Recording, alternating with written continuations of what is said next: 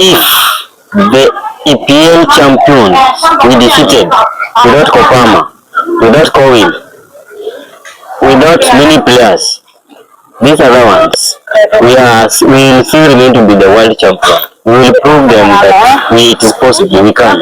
So for me, I want to take that challenge as something that we can overcome. Let the boys show themselves.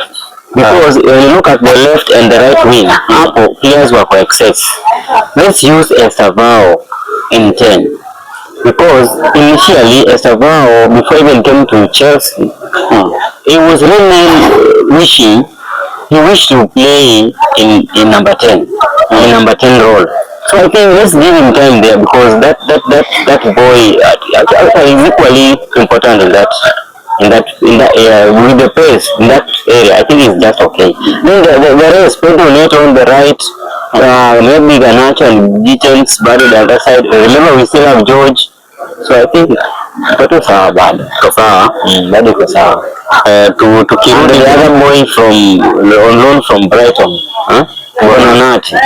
So even Bonanate can as well play there.